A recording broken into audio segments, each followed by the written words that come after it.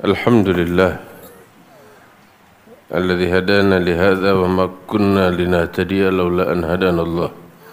Allahumma salli wa sallim wa barik wa karrim ala sayyidina Muhammadin miftahi bab rahmatillah adada ma fi ilmillah salatan wa salaman daimaini bidawami mulkillah wa ala alihi wa sahbihi wa man walah amma ba'du. Alhamdulillah.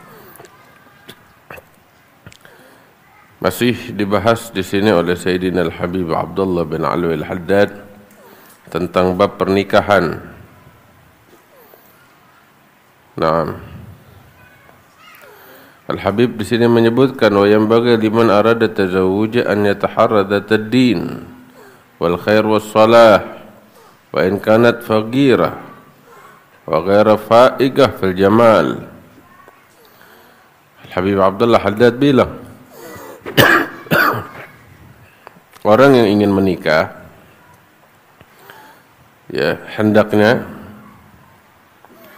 yang dia cari prioritas utamanya adalah agama, ketakwaan, akhlak. Sekalipun dari sisi harta dia nggak punya harta banyak, dari sisi kecantikan pas-pasan. Ya, tetapi yang paling penting adalah dari sisi agamanya, ketakwaannya. Sebab baginda Nabi sallallahu alaihi wasallam beliau mengingatkan kepada kita sekalian, tunkahul mar'atu li jamaliha wa li maliha wa li hasabiha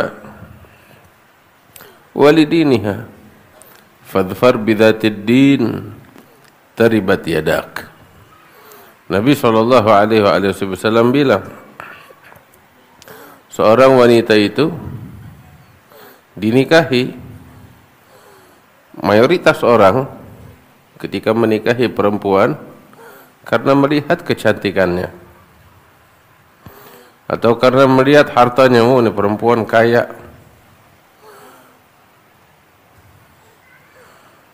Atau dari sisi nasab dan keluarganya, oh ini dari keluarga terhormat. Ya. Tapi yang mencari dari sisi ketakwaan, agama, akhlak, itu nomor terakhir, belakangan. Baginda Nabi SAW beliau bilang, fadfar bidzatid din taribat yadak. Carilah wanita yang berpegang teguh dengan agamanya, maka niscaya kamu gak bakal rugi, kamu akan beruntung dunia dan akhirat insyaallah. Sebab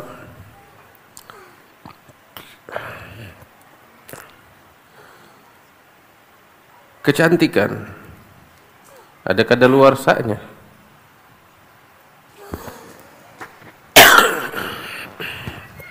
Kecantikan ada kadaluarsanya. Kita ngelihat perempuan sekarang cantik di usianya yang belasan tahun. Ya. Di usianya yang 20 tahun ke atas. Tapi asal udah masuk usia 40 tahun, 50 tahun, kecantikan mudar. Bahkan enggak tunggu itu. Enggak tunggu 40 tahun.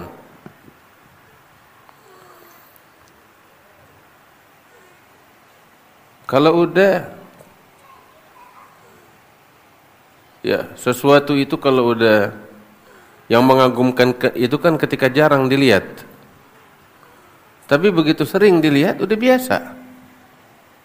Walaupun dia cantik, ya enggak kurang kecantikannya, tapi ketika selalu bersama, jadi biasa. Nah, ada kadaluarsanya. Demikian juga sebaliknya, perempuan ketika melihat laki-laki yang tampan, ya ketampanan juga sementara. Ada masanya. Yang pasti kita semuanya bangun tidur nggak secakep kita sekarang. Iya kan? Kusut, bau. Iya benar, kita manusia.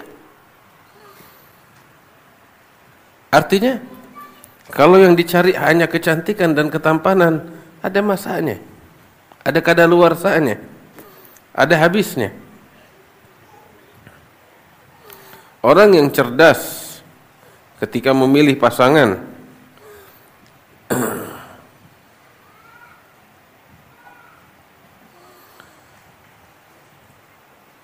orang yang cerdas ketika memilih pasangan, dia berpikir panjang ke depan.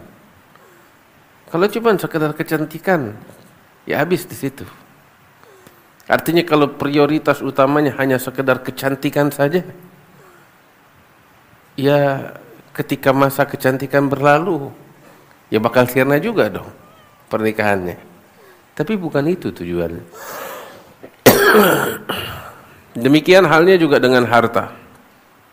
Wah, ini perempuan kaya raya. Emangnya yang kasih nafkah perempuan apa laki? Iya. Bikin malu. Benar? Bikin malu. Ya punya harga diri sedikit, kenapa? Iya kan? Tapi subhanallah, ada aja orang yang akalnya seperti itu. Wah, ini perempuan kaya raya nih, udah gue kawinin deh, gue lamar. Ada bahlul, nggak punya harga diri. Terus kalau dia kaya raya kenapa emang? Yang nafkahin siapa? Nanti dinafkahin sama perempuan, dia bahlul. Ya artinya nggak punya harga diri kayak begitu. Iya kan? Nggak punya harga diri. Yang nafkahin dari segi kewajiban, ya, adalah suami. Karena itu kita heran. Ya, perempuan dinikahi karena kekayaannya. Ada orang yang nggak punya akal sehat, nggak punya harga diri. Taim. Terus juga harta juga nggak pasti. Bisa jadi sekarang kaya, besok, iya kan? Kemudian dari keluarga. Oh, ini dari keluarga terhormat. Oke. Terus apa? Ente nikah dengan perempuan dari keluarga terhormat. Terus? Ada sesuatu setelah itu? Enggak ada. Tapi Nabi ngajarin kita. Cari wanita. Dan sebaliknya juga, cari pasangan laki-laki yang berpegang teguh dengan agamanya. Sebab apa? Ketika seorang wanita berpegang teguh dengan agamanya, dia akan melayani suaminya karena Allah. Karena Allah. Ketika dia memberikan pelayanan karena Allah, ya, nggak peduli mau suaminya baik atau bejat, dia tetap tunaikan kewajibannya karena yang dia cari adalah Allah. Lihat, mau suaminya benar atau bejat, ya seorang wanita yang mengenal Allah, dia akan memberikan pelayanan yang terbaik. Dan ketika dia memberikan pelayanan karena Allah, dia akan memberikan yang terbaik. Sebab apa? Dia bermuamalah bukan dengan manusia, tapi dengan Allah.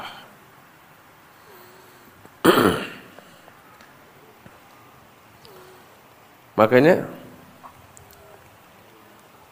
kemarin Anda catat apa yang disampaikan sama Habib Jindan waktu Isra wal Mi'raj ketika berbicara tentang Asia binti Muzahim, istrinya Fir'aun. Istrinya Fir'aun. Suaminya dia siapa? Fir'aun. Orang paling bejat, salah satu orang paling bejat di alam semesta, yang dinyatakan oleh Allah Ta'ala di dalam Al-Quran, sampai ngaku Tuhan. Tapi lihat, seorang Asiyah binti Muzahim, tetap dia memberikan pelayanan yang terbaik kepada suaminya. Sampai Habib Jinan bilang, nggak pernah kita dapetin satu riwayat bilang menceritakan bahwa Asiyah minta cerai atau Asiyah minta nggak ngasih pelayanan kepada suaminya. Nggak ada. Yang ada kita dapetin dia memberikan pelayanan sampai akhirnya dia sendiri dibunuh oleh Fir'aun, oleh suaminya. Tapi asyahid di sini tahu kenapa? Karena dia bermuamalah dengan siapa? Dengan Allah. Dia bermuamalah dengan Allah. Yang dia lihat adalah Allah. Dan ini, hal semacam ini nggak kita dapetin kecuali dari orang-orang yang punya agama yang kuat dalam hatinya. Nanti punya istri macam begini, senang nggak kira-kira? Senang. Ya, agama ngajarin seorang istri itu menjadi yang terbaik bakal suaminya, menjadi yang terbaik bakal anak-anaknya. Ya, dari segi pelayanan, penampilan, sekalipun kecantikan mungkin pas-pasan, tapi akhlak, kasih sayang, cinta, kelembutan. Sebab agama memerintahkan ini dan dia berpegang teguh dengan agamanya. Pengorbanan. Ini kayak begini nggak didapat kalau cuma sekedar harta. Nggak bisa dibeli yang begini. Yang begini nggak didapat dari kecantikan. Berapa banyak hadirin yang dimuliakan Allah yang cantik di sana, iya kan? Tapi rumah tangganya nggak langgeng, iya kan? Sebab kebahagiaan nggak dilihat dari situ. Makanya Nabi tekankan, fadfar bidzatid din taribat yadah. Dan sebaliknya, si perempuan juga kalau mau menerima lamaran seorang laki-laki, ya, jangan lihat dari ketampanannya. Ketampanan sementara, benar. Seperti Anda jelaskan, dari harta nggak ngejamin kebahagiaan, benar. Harta nggak ngejamin kebahagiaan. Berapa banyak orang yang punya rumah mewah tapi nggak langgeng. Tapi tahu apa? Ketika kita dapetin seorang laki-laki yang punya akhlak, berpegang teguh dengan agamanya, menjunjung tinggi agamanya, punya Allah di dalam hatinya, dia suami semacam ini, dia tertuntut untuk memberikan yang terbaik kepada istrinya. Karena apa? Karena Allah. Sama kayak tadi juga. Dia nggak bakal ngezalimin istrinya. Dia nggak bakal ngezalimin. Dia akan berikan yang terbaik. Karena apa? Di hatinya ada Allah. Makanya Nabi bilang, fadfar bidzatid din taribat yadah. Cari wanita yang berpegang teguh dengan agama, kamu nggak bakal rugi selama-lamanya. Kita dapetin banyak orang, ya, nikahnya susah banget, gitu, ditawarin banyak milihnya. Mau cari yang berpegang teguh dengan agama, alhamdulillah banyak. Berapa banyak orang perempuan di luar sana yang terdidik dengan didikan yang baik, dengan akhlak, budi pekerti, takwa. Demikian juga laki-laki yang semacam itu banyak. Ya tapi kalau ente mau cari bidadari nggak di sini tempatnya. Mau cari bidadari di sorga, itu juga kalau masuk sorga. Ya, mau cari perempuan yang paling cantik. Ya, kaya, dari rumah tangga terhormat, Ya, agamanya bagus. Wah, itu mah langka. Bener. Sebentar. Sebelum ente cari ente kayak begitu apa enggak? Ente kayak begitu apa enggak? Ada beberapa orang datang ke saya, Beb, mau nikah Beb, tolong cariin Beb. Ya akhir langsung siapin dia kriterianya, pengen yang cantik Beb, yang duitnya banyak. Waduh, cantiknya itu dari 1 sampai 10 angkanya 9,5 deh Beb. Dia mukanya pas-pasan. Ane bilang lo ngaca dulu dapet. Kita pengen cari yang cakep, kesian tuh perempuan dapetin lu.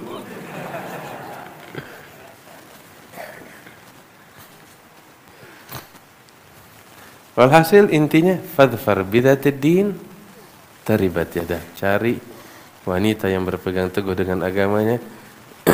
Kamu nggak bakal rugi. Nggak bakal rugi selama-lamanya. Alhamdulillah. Dia bakal jaga matanya, dia bakal jaga kehormatannya, dia bakal amanat menjaga harta suaminya, rahasia suaminya. Ya. Dia bakal berkorban segala-galanya demi suaminya, demi anak-anaknya, demi keluarganya. Ya Rabb, mudah-mudahan anak-anak gadis kita dijadikan oleh Allah sebagaimana itu tersebut. Ya, wanita-wanita yang bertakwa kepada Allah Subhanahu wa taala. Kita kalau mau dapetin yang kayak begini, kita juga pantesin diri kita untuk wanita-wanita yang semacam ini. Sebab at-tayyibina lit-tayyibat wa tayyibat lit-tayyibin. Ya. Allah bilang, wanita-wanita yang bagus ya untuk laki-laki yang bagus. Dan sebaliknya laki-laki yang bagus juga untuk perempuan-perempuan yang bagus. Ya, ente pengen dapetin wanita yang bagus, ente jadi bagus. Ya. Ya jangan mimpi pengen dapetin wanita-wanita yang bagus. Bagus dalam arti kata yang sesungguhnya ya, bukan cuma sekedar kecantikan. Ya. Tapi kalau ente nggak bagus, bagaimana ente mau dapetin? Nah, terus Nabi ngasih peringatan bakal kita. Wala tazawwajun nisa li husnihin, fa'asa husnuhunna an yurdihin. Wala tazawwajuhunna li amwalihin, fa'asa amwalihinna an tudghiyahinna. Walakin tazawwajuhunna 'ala ad-din. Nabi SAW bilang, jangan kamu menikahi perempuan karena kecantikannya. Siapa tahu kecantikannya nanti kelak akan menghinakan dia. Jangan kamu menikahi perempuan karena hartanya. Siapa tahu nanti karena hartanya yang berlimpah dia akan menyombongkan dirinya di atas kamu. Jangan. Tapi kalau kamu menikah, carilah wanita yang berpegang teguh dengan agamanya. Alhamdulillah. Sebab tujuan pernikahan tahu apa? Seperti yang Nabi Muhammad SAW bilang. Nah kita tuh kalau menikah tuh, ya, apa visi misinya? Apa tujuannya? Ya jangan cuman asal nikah begitu ikut-ikutan orang. Nanti nikah mau ngapain? Itu pertanyaan penting, sederhana pertanyaannya. Ya, sederhana pertanyaannya, tapi itu penting. Dengan pertanyaan itu dan jawabannya, ente membangun rumah tangga yang besar. Iya, ente membangun peradaban yang agung. Ente kawin, nikah mau ngapain? Mau ngapain kawin? Mau ngapain nikah? Ikut-ikutan, nggak ada kerjaan. Ya jangan, pikir mau ngapain kita kawin. Ya, kita kan kayak mau bangun perusahaan, mau bangun mau dagang, ya kan ada visi, ada misi. Dari visi dan misi kita bisa membuat target. Dari target kita bisa membuat langkah-langkah yang perlu kita ambil untuk mencapai target demi mewujudkan visi dan misinya kita. Kan gitu. Nah itulah niat pernikahan. Nah kita nikah mau ngapain? Ikut-ikutan. Ini mesti direnungin, panjang ini. Nggak sembarangan. Hakadha. Dan salah satu tujuan utama pernikahan tahu apa? Nabi SAW bilang di dalam hadisnya, tanakahu takthuru fa inni mubahin bikumul umama yaumal qiyamah. Menikahlah kalian, perbanyaklah keturunan, kata Rasulullah. Apa tujuannya? Fa inni mubahin bikumul umama yaumal qiyamah, karena aku kelak akan membanggakan kalian di hadapan para nabi dan umatnya. Itu salah satu tujuan utama. Nggak cuma satu tujuan, banyak tujuan. Itu salah satu tujuan utamanya. Apa tujuannya? Supaya rumah tangga yang kita bangun, ya, bisa dibanggakan oleh Nabi Muhammad di hari kiamat di hadapan Nabi dan para umatnya. Masya Allah. Itu bukan tujuan kecil, itu tujuan besar. Dan dari tujuan ini kita bangun tuh rumah tangga. Kita harus merenung, rumah tangga yang dibanggain gak sembarangan dong. Nabi gak bakal ngebanggain rumah tangga yang cuman bertumpu sama rumah mewah doang, sama kendaraan mewah. Tapi yang bakal dibanggain Nabi adalah rumah tangga manusia-manusia yang bertakwa kepada Allah. Artinya apa? Saya punya tugas besar untuk membangun rumah tangga yang di dalamnya adalah orang-orang yang bertakwa, yang patut dibanggakan oleh Nabi besar Muhammad SAW. Itu kan target. Nah, untuk mencapai target itu bagaimana? Ya, saya harus mendidik, saya harus mengajarkan, dan seterusnya dan seterusnya. Dari situ kita bangun. Dari sebelum punya anak, saya harus mempersiapkan istri saya harus bina untuk menjadi manusia yang bertakwa, sehingga saya, istri saya menjadi panutan untuk anak-anak saya yang kelak akan lahir. Ya kan gitu. Ini bibit unggulnya nih, suami istri yang kelak menjadi ayah dan ibu. Lahir anak-anak untuk dididik dan mereka mendapatkan panutan semacam ini hingga tumbuh. Rumah tangga itu terbangun menjadi rumah tangga yang bertakwa, yang patut dibanggakan oleh Nabi besar Muhammad sallallahu alaihi wasallam. Susah salah satu tujuan. Terus salah satu tujuannya apa tahu? Untuk melindungi diri dari kemaksiatan. Kan gitu. Kita manusia dititipkan atau dibangun kita ini oleh Allah Ta'ala dengan nafsu, dengan syahwat. Dan kita ada rambu-rambu dari Allah Ta'ala. Ini nggak boleh kita jamah. Ya. Allah hanya mengizinkan beberapa perkara terkait dengan syahwat dan nafsu kita melalui jalur yang halal. Kan begitu. Bagaimana caranya?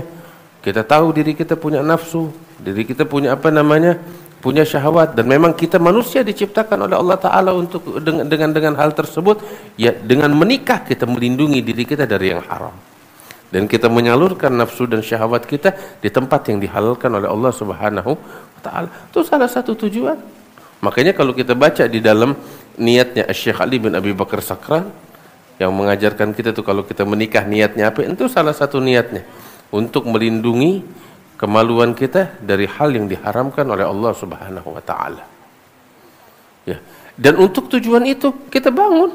Maka itu kan kita menikah untuk tujuan agar kita terbentengi dari yang haram, sehingga istri kita menjadi tempat penyaluran nafsu dan syahwat kita, dan sebaliknya kita juga demikian bagi pasangan kita, bagi istri kita.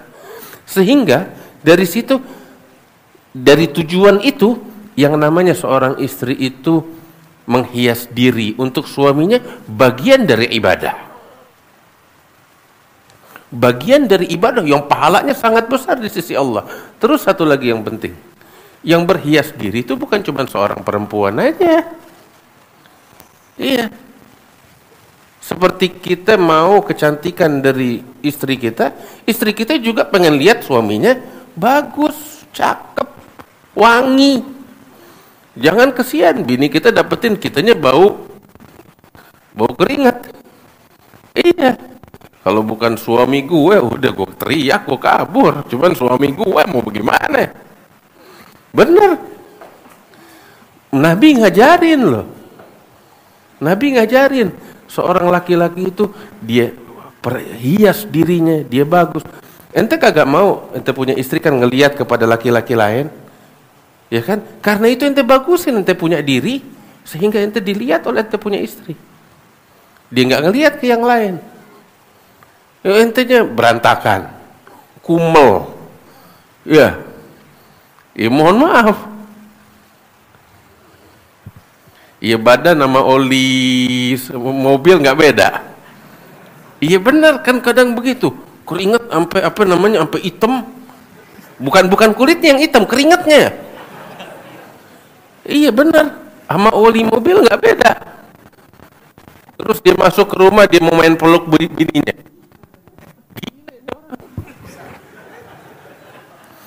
Tapi benar, lihat bagaimana sosok baginda Rasul Shallallahu Alaihi Wasallam. Beliau orang yang paling cakep, yang paling tampan, yang paling wangi.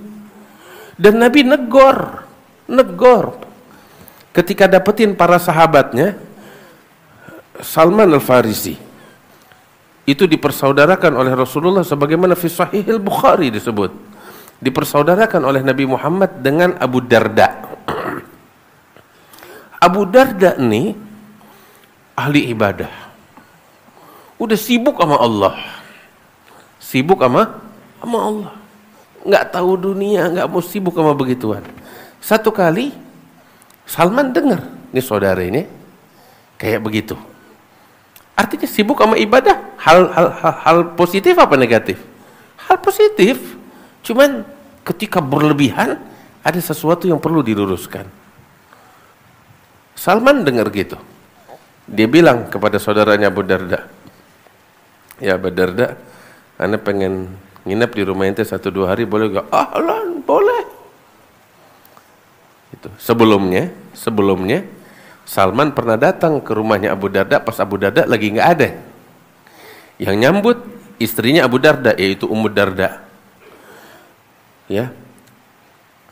Terus Salman ngelihat, kok Ummu Darda dekil begini? Ya maaf, dekil.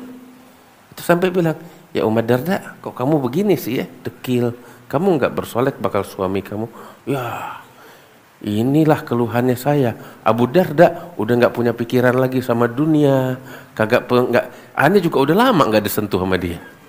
Dia sibuk sama ibadah." "Oh gitu," katanya Salman. "Ya udah, nanti anda mau nginep di sini. Anda pengen ngomong sama dia." Ngeluh, istrinya Abu Darda ngeluh. Padahal kan suaminya sibuk sama ibadah. Wah, wali min auliyaillah ini. Sibuk sama ibadah, taat, puasa. Ya tapi istrinya nggak kebagian jatah. Akhirnya ngeluh kepada Salman yang merupakan saudaranya. Akhirnya Salman bilang sama Abu Darda, "Ana pengen nginep rumah ente 1-2 hari, boleh?" "Boleh." Ya akhir datang Salman. Disediain makan siang. Abu Darda bilang sama istrinya, "Masak." Saudaraku Salman datang. Begitu disediain, Abu Darda bilang, "Salman, ayo makan." "Ayo, kamu juga?" "Enggak, saya lagi puasa." "Enggak," kata Salman, "Ane enggak mau. Ente pengen ane makan, ente juga makan sama ane. Ane lagi puasa." "Enggak deh, lo buka sama gue sini makan." "Ya, kalau enggak gue enggak makan." Akhirnya Abu Darda terpaksa. Dia buka puasa demi saudaranya Salman, dia makan. Terus udah.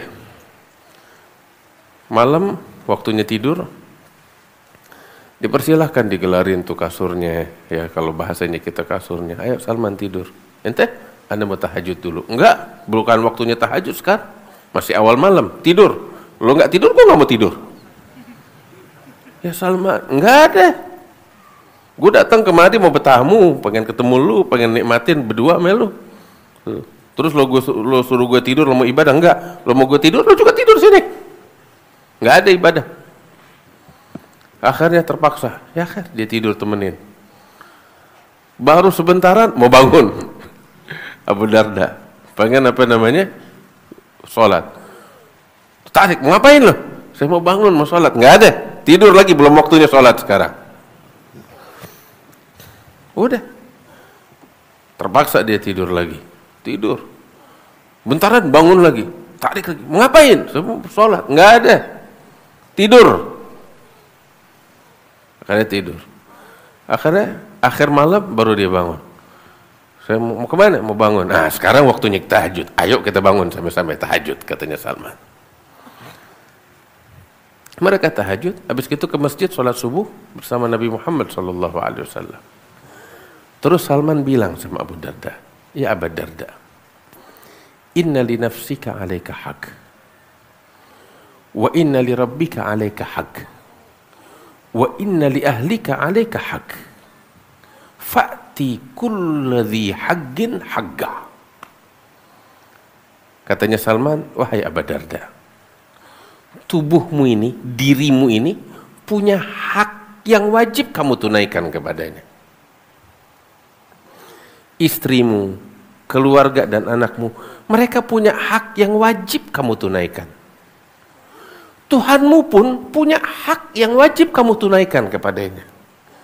Dan engkau wahai Abu Darda, fa'ti kulladzi haqqin haqqa, berikan setiap pemilik hak haknya. Tuhanmu berikan haknya. Istri dan keluargamu berikan haknya. Dirimu berikan haknya. Sebab dirimu juga perlu istirahat, ya kan, perlu santai. Berikan fa'ti kulladzi haqqin haqqa. Dan kabar ini sampai kepada Rasulullah SAW dan Nabi membenarkan hal itu. Nabi senang dengan apa yang dilakukan oleh Salman Al-Farisi. Tuh lihat, Nabi ngajarin kita begitu. Fa'ti kulladzi haqqin haqqa. Ya. Maka itu ketika kita menikah dengan tujuan menjaga diri kita dari yang haram. Nah, ini kan bagian dari itu. Ya. Ente hias diri ente, bakal ente punya istri, dan istri juga menghias dirinya untuk suaminya. Ya kan? Beli perabot, enggak apa-apa. Ya. Sebab ini kan sebagai bentuk hal yang membuat rumah tangga menjadi lebih baik, anak-anak menjadi lebih nyaman, dan ini hak mereka, jangan kita kurangin. Kalau kita kurangin, kita nggak menunaikan haknya mereka, kita zalim. Jelas? Allah. Nah, ketika kita menikah, ini tujuan-tujuan semacam ini harus kita perhatikan. Ente nikah mau ngapain? Ya, salah satu tujuannya menikah tahu apa? Pengen punya anak, punya keturunan yang kelak akan mendoakan kita orang tua ketika kita meninggal dunia. Itu kan salah satu tujuan. Nah, cuman kita juga mesti pikir nih tujuannya. Tapi kan nggak mungkin dia jadi bisa doain kita kalau kita nggak didik dia. Nah, berarti targetnya dia jadi anak yang soleh. Gimana jadi anak yang soleh? Kita didik. Nah, ini langkah-langkah yang mesti diambil. Kan gitu. Dan banyak lagi tujuan-tujuan yang lainnya. Artinya apa? Ketika kita menikah, niatnya yang benar.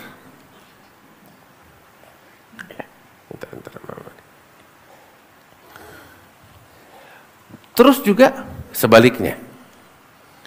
Ketika pernikahan, ya, menikah itu kan ada tujuan.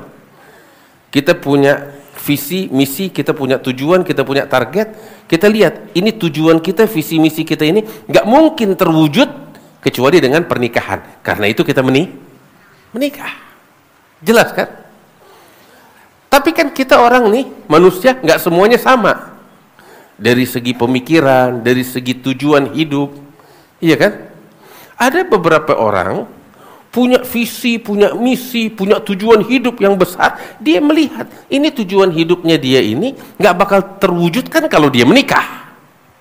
Iya, sebaliknya. Karena itu terpaksa dia harus ninggalin pernikahan. Kalau memang tujuannya demikian, nggak masalah. Sebab ini kan pernikahan hanya sekedar sarana untuk mewujudkan misi atau visi dan misi yang agung tersebut.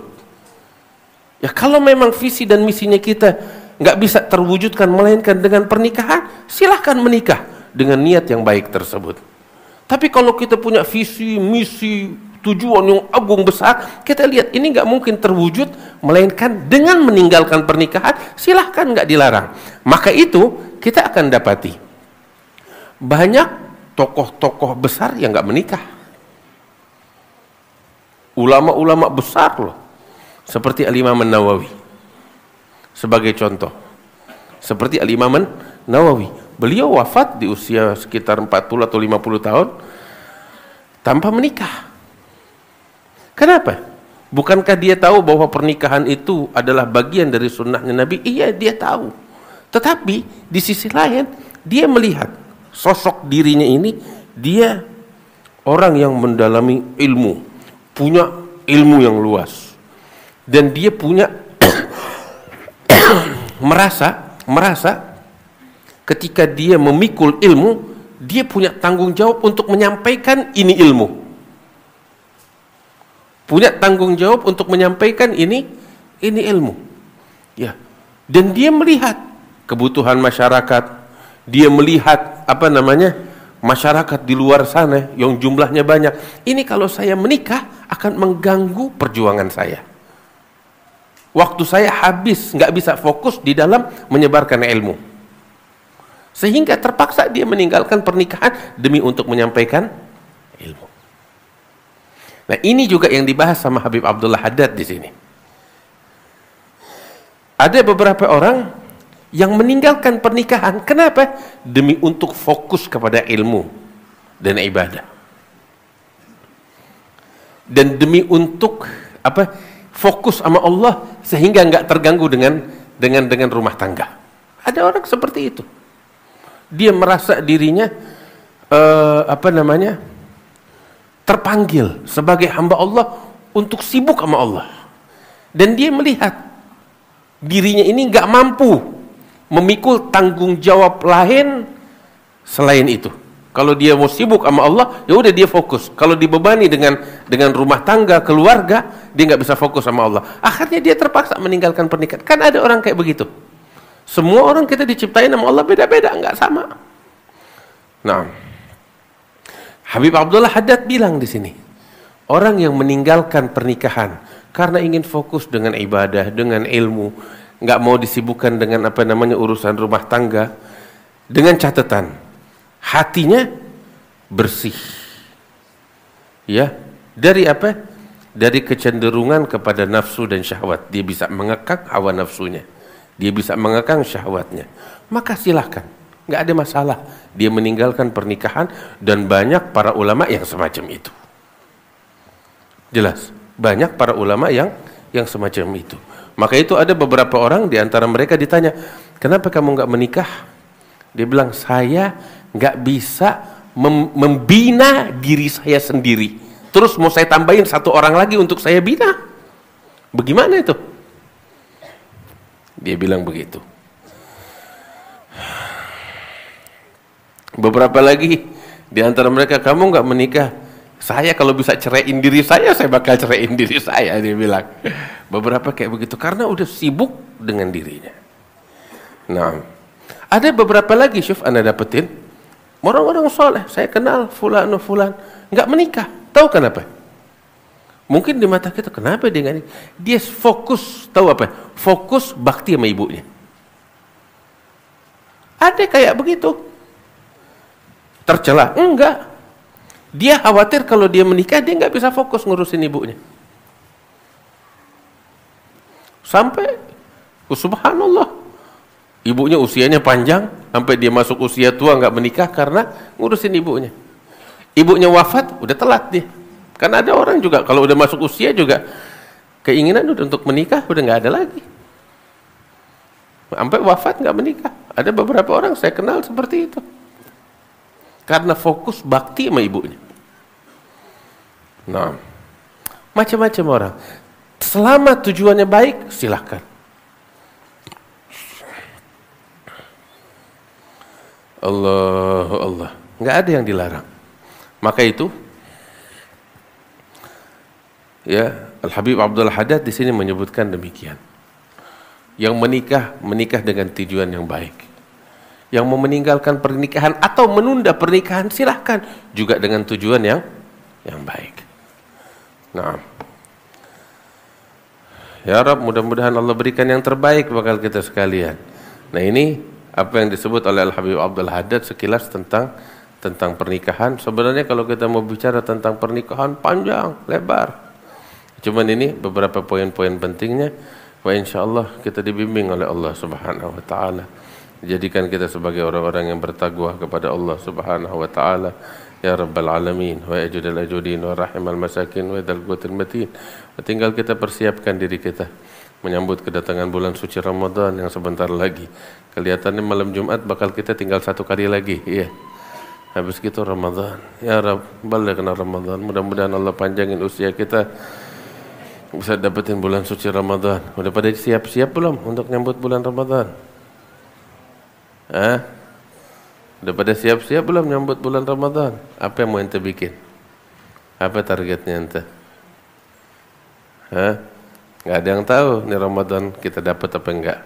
Kalaupun kita dapat, nggak ada yang tahu juga. Ya, ini Ramadan terakhir bakal kita atau bukan? Siapa yang tahu? Ya Rabb, mudah-mudahan Allah bimbing kita. Allah jadikan kita sebagai orang-orang yang bertakwa. Allah jadikan kita sebagai orang-orang yang dekat dengan Allah. Yang belum nikah dikasih yang terbaik sama Allah. Ya kalau kemarin